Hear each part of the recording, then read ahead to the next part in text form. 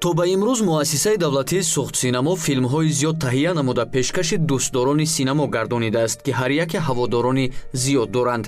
Ин навбат филми наве, ки муассисаи давлатии сухтсинамо онро рӯи пардаи синамо овардааст, мураббӣ унвон гирифта, дар асоси ҳодисаҳои воқеӣ дар бораи ҳаёт ва фаъолияти Саидмурод Давлатов, соҳибкор ва нависандаи муосири тоҷик, доктори илмҳои психологӣ, роҳбари маркази байналмилалии рушди инсонсамо наворбардорӣ карда мешавад.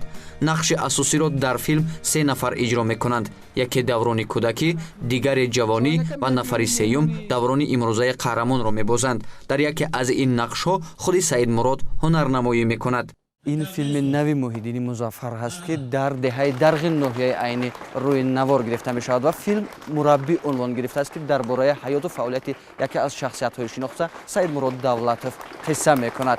خب هرچند که در این فیلم نقش اساسی را دیگر نفر نقش آفرینی می کند، اما در این صحنه خود سیدمراد دولتوف اشتراک دارند. филм аз он қисса мекунад, ки соли 1978 дар оила фарзанди даҳуми хонадон Саидмурод ба дунё меояд. хурсандии оила дер давом намекунад, зеро замони яксола будани Саидмурод падараш ба таври фоҷиавӣ аз дунё мегузарад.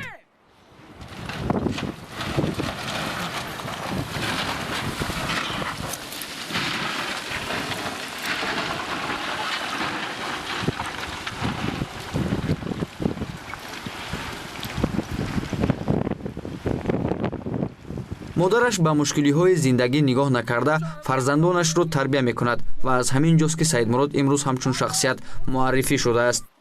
ба кадом мақсади кино сохтагии ин филма ба ҳамон мақсаде ки ба мардуми мо ба ҳамин фарзандҳое ки ба монанди ман ҳасту орзу дорад ки шахси бузург шавам як чи дар ҳаёт муваффақ шавам, ман мехоҳам ки ин умед бахшад, як умеде ки ҳамон қолабе ки дар мардуми мо ҷобаҷо шудааст ки худе ки ман дигар ба ғайр аз кори сиёҳ дигар кори ҷигар карда наметавонам. бисёро мактаб меёна тамом мекунам, падару модарашон мегӯянд ки мактаб тамом кардагиҳо хондагиҳо чӣ ки ту мешӣ, ана мехонанд, бисёраш мехонад, бисёро кор намеовад, баъзеш хонда тамом мекунад ё ки хонда тамом мекунад партофта рафта мардикорӣ мекунад. ман ба ҳамин умед ҳамин нақш ба гирифтаи ҳамин филма ки ҳамин қолаб шикаста нест шавад. ин беҳад зарур, ин тақдири вай фарзандҳо ҳамин вобастагӣ дорад. анакун баъд аз ки ин филм буромад, бо ман зиёдтар дар даруни мардум мехоҳам дарс диҳам. наворбардории саҳнаҳои филм аз деҳаи дарғи ноҳияи айнии вилояти Суғд, ки зодгоҳи қаҳрамони филм мебошад, баъдан дар шаҳрҳои Хуҷанд, Москва, Тюмен, Нурсултон, Алмато, Қароғанда, Бишкек ва Даллас идома меёбанд.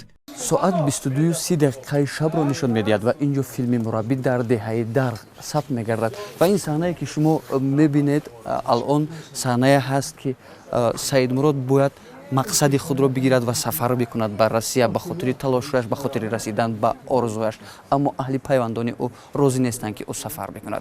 муаллифи филмнома Бахтиёр Каримов буда продюсери бар зиммаи Ғафатуллин Илнур гузошта шудааст, ки кори коргардониро худи Муҳиддини Музаффар ба ӯҳда гирифтааст. این قصه چندین وقت باز در ذهن ما بود و در رفت شناسایی و در رفت همکاری و من بارها در ترینینگ های استاد سیدمراد دولتوف اشتراک کرده بودم.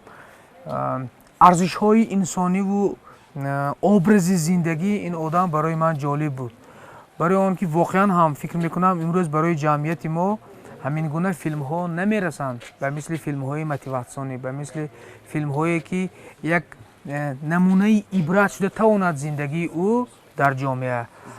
و سال 2017 این پیشنهاد رو کردیم به استاد که چرا این زندگی شما فیلم نشود و استاد خیلی فکر کردند و عاقبت راضی شدند و برای آن که سناریوی فیلم نستاونیک یعنی مربی نوشته شود ما قریب 3 سال زحمت کشیدیم. дар асл муҳтавои филм чунин аст: ҷавони оддии тоҷик аз як деҳаи дурдасти кӯҳистон сарфи назар аз ҳама душвориҳои зиндагӣ тавонист ба шӯҳрат ва комёбӣ ноил шавад. роҳ ба сӯи муваффақият душвор ва мушкил буд. даврони кӯдакӣ сангину бепадар дар оила калон, меҳнати вазнин ва мушкилиҳои муҳоҷири ғайриқонунӣ, аввалин муваффақияти молиявӣ ва муфлисшавии ғайричашм дошт. маҳз дар чунин ҳолатҳо хислати аслии шахс зоҳир мешавад.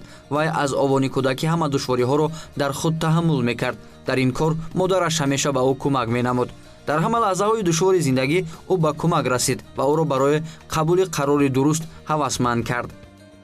ҳамаи ин баравас набуд. қаҳрамони филм ба ҳама озмоишҳо бо шараф тоб овард ва ҳоло барои ҳама одамони пешрафта ки орзуи муваффақият доранд намунаи ибрат мебошад. Мавриди зикр аст ки филми мазкур то охири сол наворбардорӣ ва дар назар дошта шудааст ки дар соли 2020 рӯи пардаи синемо ояд. гузориши Фарухи Убайдулло, Акбари Азим ва Хусравҷумахонзода аз ноҳияи айнӣ барои барномаи иттилоъ.